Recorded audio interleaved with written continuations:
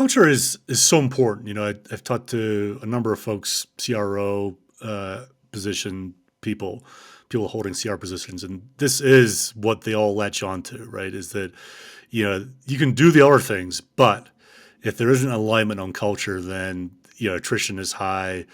It's hard to really scale because things don't work well together.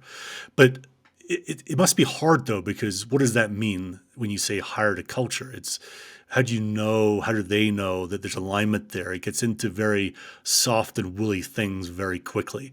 Any thoughts about how you really get into that with people? Yes. It's actually a part of another one of my kind of seven principles to hiring. But first of all, do you know? You don't know. What you're trying to do is take a lot of the uncertainty off the table. And the best way to do that is to find out what somebody actually wants. So typical questions I'll ask are, what are your superpowers?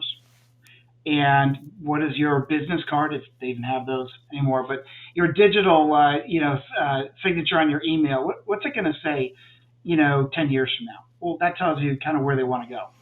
And then what motivates them to do what they do? If it's just money, it'll be short-lived. Money is the leaf on the tree of success, but it's not the root. It's how we kind of measure if we're doing really good at whatever the mission is. Yeah. But again, back to culture. Do they want a culture that is a, turn and burn culture? I don't think most people do, but there are certainly companies that offer that. I don't know that they sell that coming in, but hey, if that's your culture, you better hire to a person that's, coming from that type of culture, likes it or doesn't vehemently dislike it. Another way is they're lifestyle companies. They're never going to have an outcome. Probably never going to see any M&A. The founders are doing really well. Well, that's great for the founders. But if you have a highly motivated salesperson and they want to see an outcome, they're probably not going to be happy long term. And I think we could point to certain companies that have gone through a maturation in that in the industry. So there are a lot of questions, but really it's not always about, are you good enough for this position? Most of the people that I'm talking to in an enterprise class company, they've been doing it at least 7 years. They're probably good enough, or they didn't make it to me from a conversation perspective. Question is the challenges that they want and the opportunities they're seeking in alignment with what my particular opportunity brings to bear?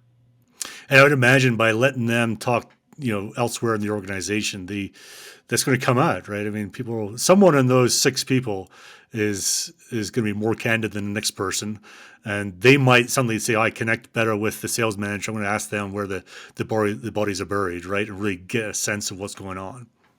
Well, it's amazing. The answer is yes, and it's why I do it. But it's amazing to me that most sales candidates, or just candidates in general, don't have that as a prerequisite.